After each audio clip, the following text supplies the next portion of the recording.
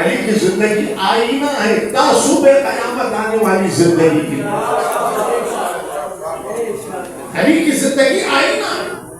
تا صبح قیامت آنے والی زندگی کی. وہ ذات جو خانہ کعبہ میں آئی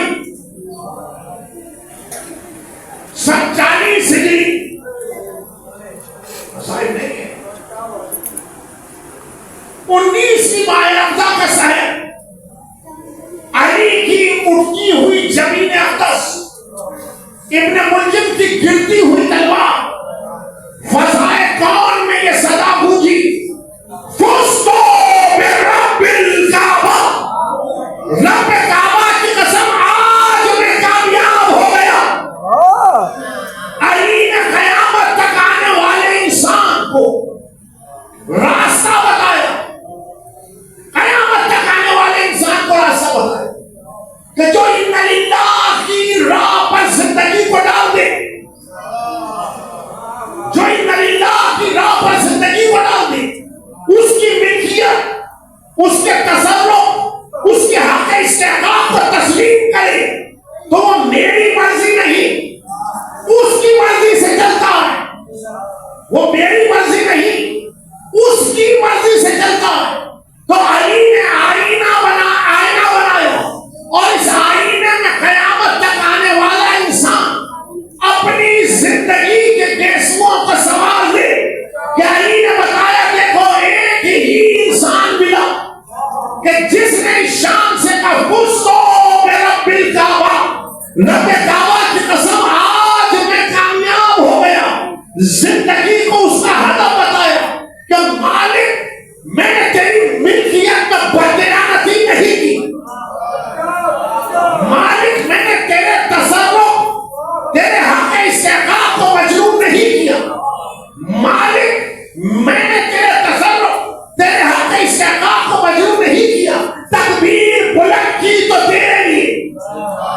تلوار کھینچ لی تو تیرے لیے, زخم کھایا تو تیرے لیے, اور اگر تیری حضوری میں آیا تو میں کا بندہ ہو کے نہیں تیرا بندہ ہو گئے. تو عزیزان گرامی, اگر علی کے پاؤں سے تیر کھینچنا ہو تو رسول نے کہا جب علی تکبیر بلند کرے تو علی کے پاؤں سے تیر کھینچ لینا, اس لیے کہ غلام فرش پہ ہوتا ہے لیکن علی عرش کی بلندیوں پہ ہوتا.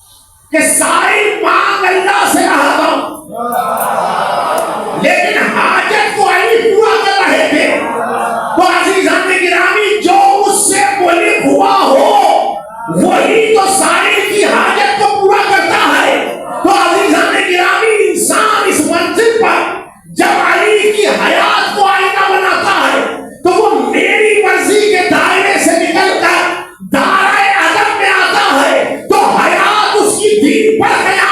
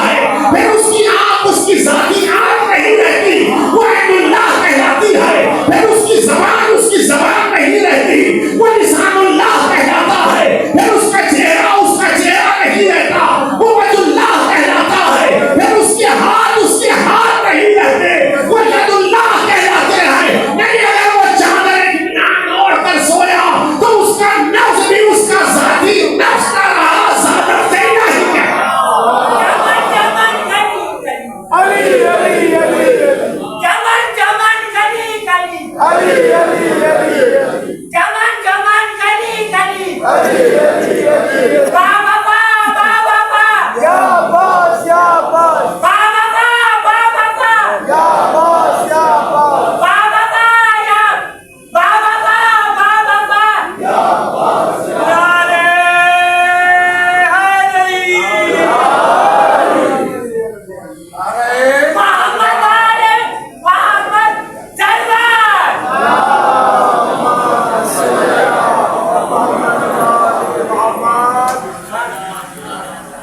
زحمت دی میں میرے عزیز زحمت دیا ہوگا لیکن مجلس دارِ ادب ہے مجلس دارِ ادب ہے اور